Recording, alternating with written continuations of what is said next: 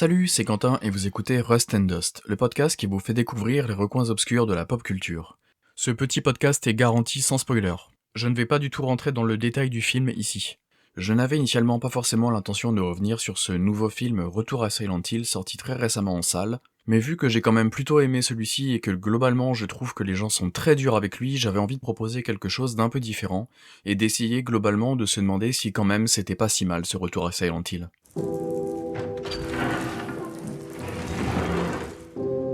James, so much time has passed. Something's happened. Please come back to our place. Love, Mary. Et puis soyons honnêtes, on peut quand même difficilement faire plus rouille et poussière que Silent Hill, c'est 100% dans la DA du podcast. Avant d'entrer dans le sujet, je voulais quand même juste préciser rapidement que je ne me considère pas comme un fan des travaux précédents du réalisateur Christophe Gans, mais que par contre j'aime beaucoup les jeux vidéo de la saga Silent Hill, même si je ne me considère pas du tout aussi connaisseur entre guillemets que sur la franchise Resident Evil par exemple. J'aime beaucoup le premier film Silent Hill de Gans sorti en 2006, même si à l'époque il ne m'avait pas forcément marqué. J'ai appris à l'aimer que plus récemment. Et vous pouvez déjà vous moquer, mais je ne déteste pas sa suite Révélation 3D de 2012, qui reste un film, c'est vrai, très moyen, mais qui a quand même quelques qualités, je trouve. Honnêtement, je n'attendais pas particulièrement ce film, on savait que le tournage était terminé depuis déjà très longtemps, mais le film ne semblait pas trouver de distributeur et les premières images, hors contexte, me faisaient quand même très peur. Je n'aimais pas l'idée d'imaginer James en proto-Jim Morrison comme ça. Et puis, vu que j'ai adoré le récent remake du jeu vidéo Silent Hill 2, je m'étais contenté du jeu en me disant que de toute façon c'était beaucoup trop risqué d'adapter un des meilleurs jeux vidéo d'épouvante horreur de tous les temps. Retour à Silent Hill, c'est le retour au cinéma d'une saga culte, mais aussi de celui de Christophe Gans, donc derrière la caméra, 20 ans après le Silent Hill sorti en 2006. Et 20 ans c'est quand même vertigineux. À l'époque, le premier film faisait figure d'exception, l'une des toutes premières adaptations de jeux vidéo à vraiment prendre son matériau au sérieux. Le traiter avec respect et à proposer un film non seulement regardable mais franchement réussi. Pas parfait évidemment mais solide, ambitieux et surtout habité. Ce nouveau film était d'autant plus attendu que Christophe Gans n'avait rien sorti depuis La Belle et la Bête en 2014. Une absence longue, pas choisie, marquée par des projets avortés, des films fantômes, des années de développement contrariés. Retour à Silent Hill, c'était donc un projet rêvé, le retour d'un cinéaste qu'on apprécie sur une œuvre culte adorée par des générations de joueurs. Mais cette attente a quand même été rapidement tempérée par des signaux assez inquiétants. On a appris que la post-production du film avait été très compliquée, il semblerait qu'il y ait eu de nombreux conflits avec les producteurs. Le film est terminé depuis longtemps mais il a été retardé, et surtout les bandes annonces ne donnaient vraiment pas très envie je trouve. Le truc le plus inquiétant c'est son budget, parce que pour rappel Return to Silent Hill n'aurait coûté qu'environ 23 millions de dollars, contre 50 millions pour le premier film de 2006. Soit environ 3 fois plus avec l'inflation. À titre indicatif, Révélation 3D avait coûté lui aussi 20 millions de dollars en 2012. Des films de ce type à 20 millions de dollars, on n'en voit quand même pas très souvent. Pour se donner un ordre d'idée, c'est moins que le film d'horreur récent toujours en salle Primate, ce qui me fait vraiment personnellement halluciner. C'est autant que Welcome to Raccoon City du même réalisateur que Primate d'ailleurs. On retrouve d'ailleurs un peu cette même vibe série B dans les deux adaptations je trouve. En amont de la sortie du film, on avait déjà eu énormément de retours, aussi bien de la presse que du public, vu que le film a eu droit à énormément d'avant-premières. Et vu que tout le monde semblait dire que c'était au moins aussi nul que Révélation 3D, voire même pire, j'y allais donc à reculons. Et quelle n'a pas été ma surprise lorsque je me suis rendu compte que c'était plutôt pas mal du tout. Donc je vous avoue que quand je vois les agrégateurs de notes de films tels que Letterboxd ou Allociné, que le film se retrouve avec une note plus basse que Révélation 3D, ça me surprend quand même énormément. Est-ce que Retour à Silent Hill c'est vraiment un mauvais film ou juste un film qui ne correspond pas aux attentes qu'on avait projetées sur lui ? J'ai l'impression qu'il était déjà un peu condamné avant même de l'avoir vu. C'est pas une licence comme les autres, c'est vrai, c'est une œuvre culte profondément intime pour beaucoup de joueurs, surtout vu ce que le deuxième jeu vidéo qu'il adapte raconte. Et adapter une œuvre aussi introspective, aussi symbolique, aussi liée à l'expérience personnelle du joueur, c'est quasiment impossible sans décevoir une partie du public. Ce qui fait que j'ai l'impression que le film n'a pas été évalué comme un film, mais comme une trahison potentielle dès le départ en fait. Et du coup, dans ce contexte-là, la moindre liberté prise devient en fait une faute grave. Retour à Silent Hill, c'est une adaptation assumée de Silent Hill 2, souvent considéré comme non seulement le meilleur épisode de la saga, mais aussi comme l'un des plus grands chefs-d'œuvre de l'histoire du jeu vidéo. Pour rappel, on y suit James Sunderland qui retourne dans la ville de Silent Hill hanté par le souvenir de son épouse disparue. Ville qui agit comme une poche de réalité alternative, piégeant des âmes tourmentées dans un monde de brume et un monde altéré de sang et de rouille. La plupart des adaptations de jeux vidéo échouent sur un aspect pour moi hyper important, l'ambiance globale qu'on a quand on y joue. Or sur ce terrain-là, je trouve que Retour à Silent Hill n'est vraiment pas ridicule. Oui, il est bourrin, oui, il ne fait pas assez peur, mais il arrive quand même à recréer le malaise, la lourdeur, la lenteur oppressante propre à Silent Hill, je trouve. Même au niveau de sa rythmique globale, j'ai l'impression vraiment de retrouver ce style gameplay, avec un avancement comme ça par niveau. La brume, la ville, la sensation d'un monde malade, le poids psychologique qui écrase les personnages, tout ça est là. Et c'est là que le film reflète parfaitement son sujet pour moi, il oscille lui aussi entre deux états. D'un côté, on a une direction artistique vraiment travaillée. La reconstitution de la ville, l'atmosphère brumeuse, les visions du monde altéré baigné de métal, de feu et de rouille. Visuellement, l'ambiance est là. On sent un vrai travail de conception. Encore une fois, malgré son micro-budget, je trouve qu'il y a énormément d'idées à l'écran. Peut-être même trop en fait, c'est vrai. On a appris que le réalisateur très bavard récemment avait bossé sur les storyboards et les concept arts pendant 1 an, et je trouve que tout ça, ça se voit à l'écran en fait. Il y a quasiment autant de décors différents que sur le premier film d'il y a 20 ans, entre 60 et 70 apparemment. Et quoi, 65 décors en 100 minutes à peu près, bah on voit pas ça souvent en salle en ce moment je trouve. Désolé, je vais pas le démonter, mais récemment on a l'exemple avec Primate qui est quand même assez évocateur je trouve. Il y a de vrais designs et même des nouveaux designs qui restent cohérents et pertinents dans cet univers. Ça c'était pas évident à faire. Les plans de drone qui remplacent des plans de grue sont cool aussi, les idées de mise en scène et la photographie de Pablo Rosso, directeur de la photo des films Rec, sont quand même intéressants, parfois surprenants, mais jamais classiques, jamais faciles. Même les dialogues sont quand même filmés de façon très efficace, je trouve. Encore une fois, c'est des vrais choix radicaux, encore une fois, j'y vois une vraie vision d'auteur, de vrais partis pris artistiques. Mais de l'autre côté, il y a le versant technique, et notamment les effets spéciaux qui trahissent clairement les limites budgétaires, c'est vrai. Pour des spectateurs sans attachement particulier à la licence, cela peut devenir rédhibitoire, je l'entends. C'est le genre de détail qui marque, qui peut bloquer émotionnellement l'entrée dans le film, c'est vrai, c'est pas parfait. Mais c'est toujours sincère, et encore une fois, c'est trop rare aujourd'hui de voir ça. Et je trouve que maladroit ne veut pas dire sans intention, il y a une véritable volonté de faire de l'horreur psychologique, pas juste d'empiler des monstres, des jumpscares comme l'avait fait Révélation 3D. Techniquement c'est fauché, mais c'est jamais bâclé. Retour à Silent Hill, ça ressemble quand même pas à une production cynique, comme énormément de films qu'on peut voir aujourd'hui sur plateforme, je trouve par exemple. Ou chez certaines boîtes de production, surtout dans l'épouvante horreur. On a quand même un 3e film, The Strangers, qui va sortir bientôt en salle, c'est fou. On peut discuter des fonds verts, du jeu d'acteur, du rythme, mais on peut quand même pas nier le travail visuel, le design de certaines créatures, l'effort de cohérence esthétique, l'importance accordée au son, à l'atmosphère. Parce que oui, je l'ai pas précisé plus tôt, mais on retrouve le compositeur original Akira Yamaoka pour la musique de ce film, et je la trouve quand même vraiment efficace cette musique. Donc pour moi c'est une vraie proposition, pas une recette ou un film qu'on a déjà vu 50 fois, c'est pas un produit comme on en voit beaucoup trop dans le ciné de franchise actuelle. Personnellement je préfère un film trop ambitieux et un peu raté plutôt qu'un film feignant et tiède. Tout le monde consomme très régulièrement des films de plateforme formatés très moyens, qui coûtent 5 voire parfois 10 fois plus cher que celui-ci et on n'en parle pas autant.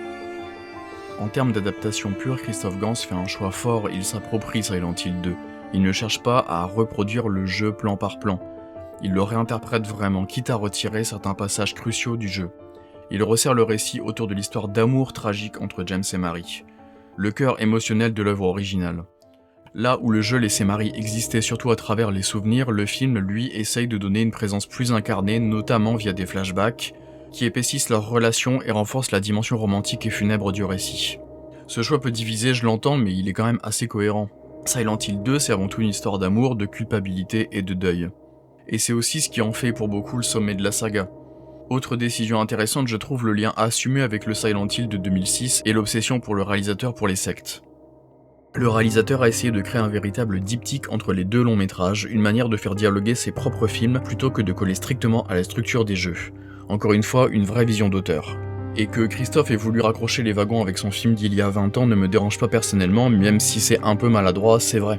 Et c'est pareil, le fait de pas passer par la case prison comme dans le jeu, forcément j'aurais aimé voir ça, mais ça peut s'expliquer vu la fin du film. Il y a un vrai parti pris. C'est pas une trahison gratuite, c'est vraiment réfléchi quand même. Et ça implique une chose essentielle pour moi, il ne faut pas aller voir Retour à Silent Hill en attendant une reproduction fidèle du jeu. Il faut accepter l'idée d'une transposition, d'une adaptation à un autre médium, avec ses contraintes. D'autant plus quand on sait le budget de celui-ci. Et paradoxalement, je trouve que certaines libertés prises ici sont plus fines, plus élégantes que sur le premier film.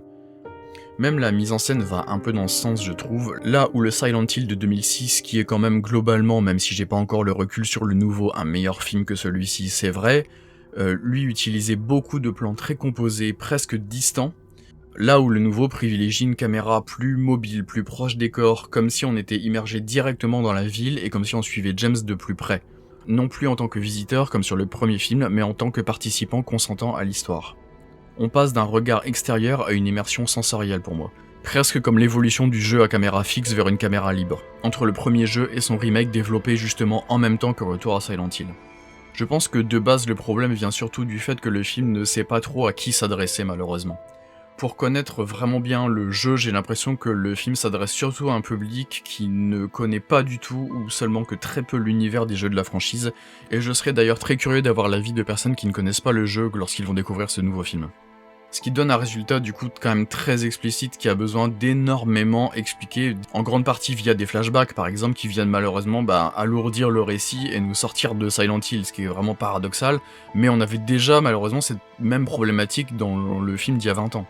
Donc évidemment le film n'est pas exempt de défauts, vraiment, il manque parfois de subtilité, il explique certains symboles que le jeu laissait plus ouverts, et certaines figures emblématiques sont traitées de façon quand même très très frontale. Je vais pas rentrer dans les spoilers, mais je pense que ça semblera quand même assez évident, même si on connaît que très peu. Après c'est aussi une question de format, le film a que 100 minutes là où le jeu dispose d'une dizaine d'heures, et en plus sur ces 100 minutes là, le réalisateur va essayer de rajouter des choses qui lui sont chères, et encore une fois de faire des connexions avec son premier film, etc. Et pareil, ça semble peut-être un peu bête, mais Silent Hill bénéficie aujourd'hui de 20 ans d'analyse, de livres, de dissections, de vidéos, de recul critique à la sortie. Je suis pas sûr que tout le monde avait vraiment tout compris immédiatement. Après, je suis quand même content de voir que le film divise, et en fait, un film qui divise, c'est pas un film qui est raté. Un mauvais film, c'est un film un peu oubliable, un film qui laisse indifférent. Or, Retour à Silent Hill, lui, provoque le débat, la frustration, parfois la colère, mais au moins on en parle et il y a un vrai parti pris. Ça se ressent de toute façon même dans les critiques négatives. Et paradoxalement, je trouve que c'est quand même bon signe. Parce qu'un film qui dérange, qui déçoit, qui frustre, mais qui reste dans les discussions, c'est souvent un film qui a tenté quelque chose. Et je suis à peu près persuadé, même si je peux bien évidemment me tromper, que avec un peu de recul, on le reverra aussi à la hausse. Ça reste un film imparfait et forcément que le jeu original demeure supérieur, c'est évident. Mais c'est un film qui a du cœur, et je trouve que ça se sent vraiment, même sans avoir lu ou entendu ou vu les interviews de Christophe Gans. Ça se sent vraiment dans le film. C'est un film qui tente des choses, qui propose une vision personnelle, intime, malgré des contraintes énormes, et encore, je pense qu'on n'est même pas au courant de tout, notamment budgétaire et industriel, mais pas que. C'était de toute façon une adaptation beaucoup trop risquée. C'est une œuvre coincée entre le respect d'un mythe et la nécessité d'exister comme un film en tant que tel. Et après, personne ne pourra retirer au réalisateur d'être un grand fan du jeu vidéo et de la franchise de manière générale et d'être 100% honnête dans ce qu'il veut faire avec ce film. On ressent l'amour du réal tout le long du film. Et dans le cinéma de franchise actuelle, c'est quand même vraiment très rare d'avoir un réalisateur qui s'exprime autant sur son projet et qui partage comme ça autant son amour pour le film tout en expliquant qu'il y a eu des soucis, des obligations de la part de Konami, en toute transparence ou quasiment. De toute façon, il y a déjà énormément de rumeurs sur le fait qu'on aura une director's cut d'ici quelques temps. En plus, on sait que le producteur de Gans est décédé, que le réal n'avait pas pu sortir de film depuis 12 ans. Je trouve ça quand même miraculeux que le film puisse être sorti de cette façon-là, proprement en salle quand même, avec une vraie communication et un vrai marketing. Ça aurait pu tomber aux oubliettes et sortir dans l'anonymat le plus complet comme Hellboy the Crooked Man en 2024, ou l'adaptation Red Sonja l'an dernier de la réalisatrice de Révélation 3D justement.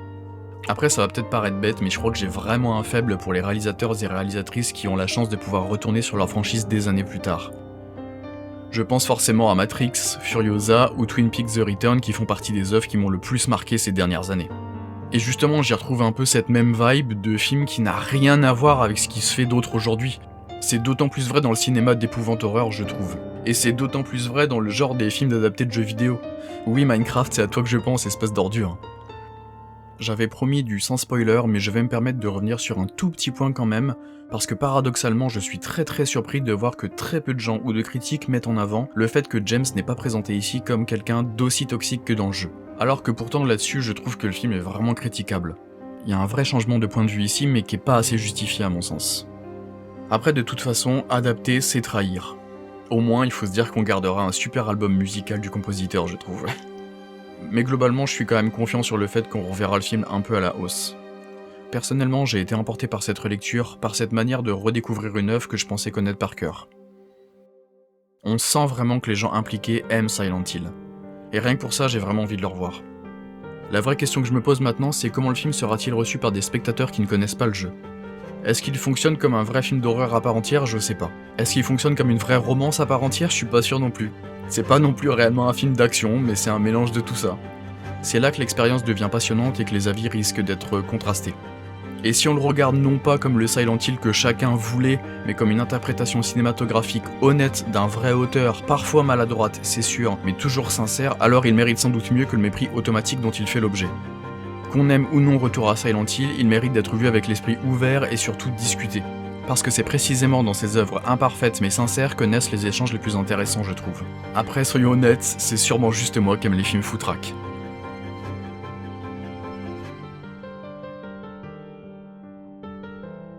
Et si vous êtes aussi curieux ou curieuse que moi, je vous incite vraiment à découvrir la novélisation du film, sortie récemment chez Mana Books et écrit par John Passarella, qui vient vraiment bien compléter le film pour seulement 13€. Voilà pour ce petit podcast, je ne rentre volontairement pas plus en profondeur dans le film. J'espère que celui-ci vous aura donné envie de découvrir ou de redécouvrir le film.